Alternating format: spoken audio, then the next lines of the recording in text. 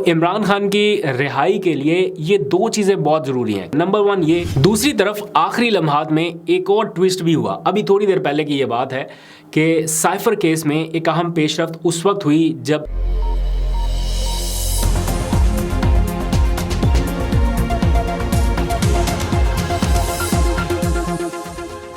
बिस्मिल्लाहिर्रहमानिर्रहीम, अस्सलाम वालेकुम। पाकिस्तान और दुनिया भर में देखने और सुनने वालों को अब्दुल कादिर का सलाम। सितंबर थोड़ा सितम कर रहा है, अब गुजर गया है, अक्टूबर आ गया। क्या अक्टूबर हाथ हल्का रखेगा या नवंबर की तरह जालिम होने वाला है, इसके ऊपर नज़र रखेंगे। आज पहला दिन था लेकिन छुट्टी की सूरत गुजर गया। अब कल पहला वर्किंग डे है 2 अक्टूबर को, तो इमरान खान के केसेस के हवाले से कल का दिन बहुत ही अहम है। कई दिनों के तवील इंतज़ार के बाद, जैसे आपको पता है इमरान खान के केसेस को लंबी लंबी तारीखें मिलती हैं, तो कुछ दिनों के बाद अब साइफर केस में उनकी ज़मानत की जो दरख्वास्त है उस पर समाअत होने जा रही है। खुसूसी अदालत ने दरख्वास्त ज़मानत उनकी मुस्तरद कर दी थी, जिसे बाद में उनके वकला ने इस्लामाबाद हाई कोर्ट में चैलेंज किया था। अब से कुछ देर पहले इस्लामाबाद हाई कोर्ट की कॉज लिस्ट जारी हुई है, जिसमें मज़ीद 2 केसेस भी शामिल हैं। साइफर केस में ज़मानत के अलावा इमरान खान की 9 मुकदमात में जो ज़मानत मनसूख हुई थी उसको बाद में इस्लामाबाद हाई कोर्ट में चैलेंज किया गया था। अब उसका भी जो महफूज फैसला है वो कल सुनाया जाएगा। अब कल जो मेन केस है वो उनकी साइफर केस में ज़मानत के हवाले से ही है।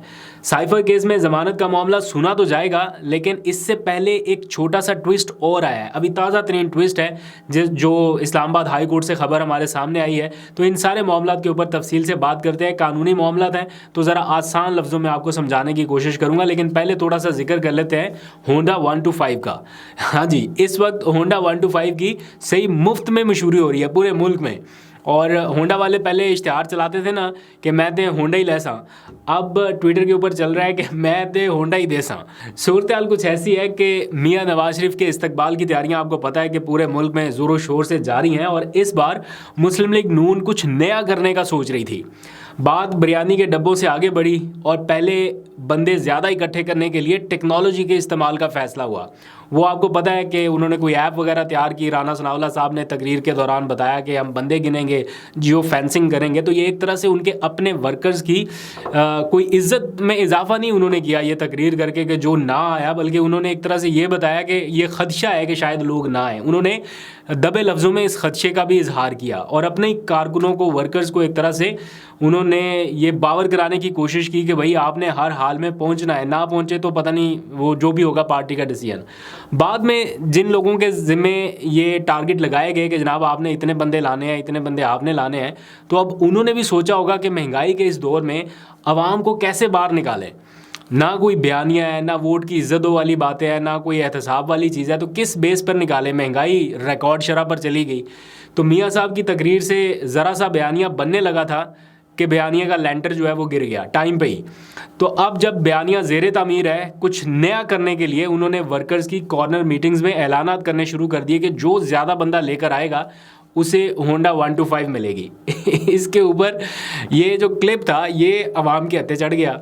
थोड़ी देर में ही पूरे सोशल मीडिया के ऊपर फैल चुका था और इस वक्त सोशल मीडिया पे टॉप ट्रेंड है होंडा 125। तो एक तरह से उनकी तो मुफ्त में मशहूरी हो ही रही है होंडा वालों की, लेकिन मुस्लिम लीग नून के वर्कर्स का मोराल बुलंद करने के लिए भी मुफ्त में ट्रेंड चल रहे हैं कि भाई आएँ और होंडा 125 ले जाएँ। क्या पता अगली किसी कॉर्नर मीटिंग में कोई उम्रे की कुरानदाजी भी हो जाए और कुछ भी हो जाए। बहरहाल उनका राइट है ये सब कुछ करने का, लेकिन ये सारी चीज़ें वर्सेस जुनून, मतलब कहीं ऐसा भी होता है कि आपको कुछ नहीं करना पड़ता, कुछ नहीं लोगों को बताना पड़ता, खाली सिर्फ अनाउंसमेंट करनी पड़ती है कि जनाब यहाँ पर आज एक मौका अगर आप दे दें पीटीआई को जलसा करने का, एक मौका, या इमरान खान को कोई जलसा करने का। चले इमरान खान जेल में है, उनको छोड़ें, कुछ सेकंड थर्ड फोर्थ टियर की लीडरशिप को आज आप एक मौका दे दें और फिर मुकाबला करके देखें कि किसके साथ लोग ज़्यादा निकलते हैं और कौन बग़ैर इस लालच के बाहर निकलता है। तो ये रिकॉर्ड तो खैर बार बार टूट चुके हैं, अब इसके ऊपर ज़्यादा क्या बात करनी। लेकिन वाकई इन दिनों माहौल कुछ ऐसा है कि एक तरफ तो जलसे जुलूस हो रहे हैं और कोई रोक टोक नहीं है, दूसरी तरफ वर्कर्स कन्वेंशन भी नहीं हो सकता, इतनी सख्ती है। आगे चल के इसके ऊपर भी बात करनी है मैंने कि किस तरह सरकारी टीवी मुफ्त में कवरेज दे रहा है एक पार्टी को, दूसरी पार्टी को, और एक को बिल्कुल बैन किया हुआ है। खैर, कल चेयरमैन पीटीआई इमरान खान की साइफर केस में दरख्वास्त ज़मानत आपको पता है कि वो फिक्स है।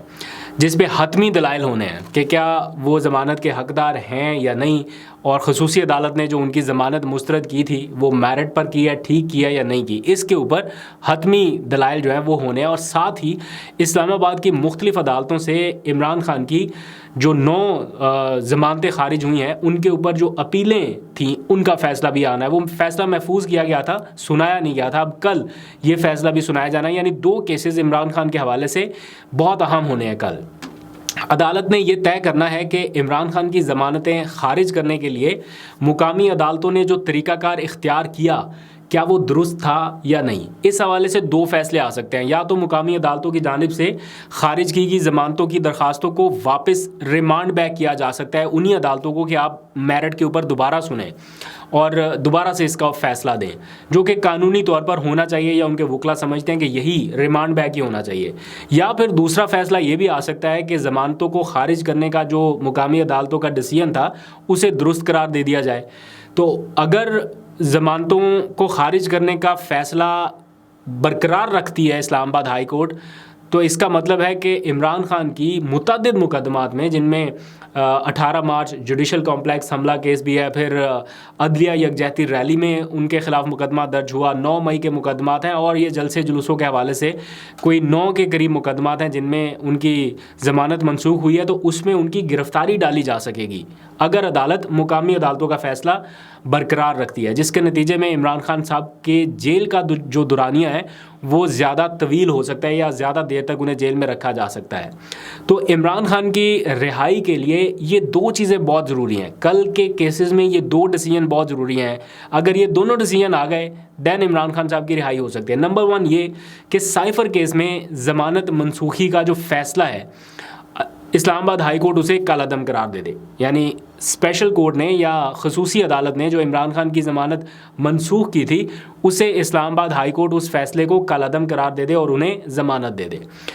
और दूसरा ये कि ये जो 9 केसेस वाला मामला है इनकी ज़मानत मनसूखी के मुकामी अदालतों के फ़ैसले रिमांड बैक हो जाए, तो इस सूरत में इमरान खान साहब को रिलीफ मिल सकता है। लेकिन हालिया जो ट्रैक रिकॉर्ड है इस वक्त इस्लामाबाद हाई कोर्ट का इमरान खान के हवाले से फ़ैसलों को अगर देखा जाए, जो हालिया कुछ दिनों में या कुछ अरसे में जो भी डिसीजन रहे हैं, तो उसको देखते हुए मुश्किल लगता है कि ये दोनों रिलीफ बैक वक्त इमरान खान साहब को मिल जाएं।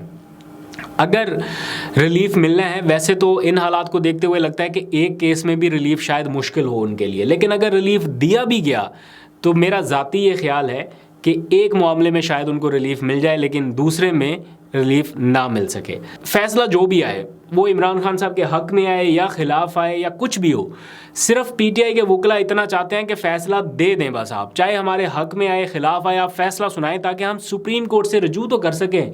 हमारे लिए वो सबसे बड़ा इंसाफ का फ़ोरम उस वक्त तक बंद है जब तक लोअर कोर्ट से फ़ैसला नहीं आ जाता।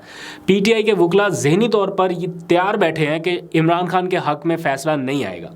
वो चाहते हैं कि यहाँ से खिलाफ भी आ जाए लेकिन फ़ैसला आ जाए सो हम आगे मूव ऑन कर सकें सुप्रीम कोर्ट की तरफ। तो टॉप कोर्ट या जो सबसे बड़ी हायर कोर्ट है वहाँ इन फ़ैसलों का ठहरना थोड़ा मुश्किल होगा, क्योंकि वहाँ पर तो फिर वो तो बिल्कुल एक लास्ट फोरम होता है ना, तो जो भी हालात रहें लेकिन वहाँ पर ऐसे फ़ैसलों का जो कि जिनमें कोई थोड़ा सा भी झोल हो वो टिकना मुश्किल रहते हैं। दूसरी तरफ आखिरी लम्हात में एक और ट्विस्ट भी हुआ। अभी थोड़ी देर पहले की ये बात है कि साइफ़र केस में एक अहम पेशरफ्त उस वक्त हुई जब एफआईए ने चेयरमैन पीटीआई इमरान खान की दरख्वास्त ज़मानत पर समात इन कैमरा करने की दरख्वास्त दायर कर दी है। उन्होंने इस्लामाबाद हाई कोर्ट में एक पिटिशन दायर की है जिसमें ये कहा गया है कि जनाब इमरान खान की जो साइफ़र केस में ज़मानत है इसे इन कैमरा किया जाए। अब जैसी दरख्वास्त दायर हुई है साथ ही ये मुकर्रर भी होगी, चीफ जस्टिस आमिर फ़ारूक साहब जो है वो कल इस दरख्वास्त पर समात करेंगे। तो इमरान खान के वकला इस वक्त ये चाहते हैं कि साइफ़र केस की समात जो है वो ओपन कोर्ट में होनी चाहिए, लेकिन जो मुखालिफ फरीक है वो चाहते हैं कि ऐसा ना हो। अगर ये समात इन कैमरा हुई तो उस सूरत में जो मुमकिन फ़ैसला है वो शायद इमरान खान साहब के हक़ में ना जाए।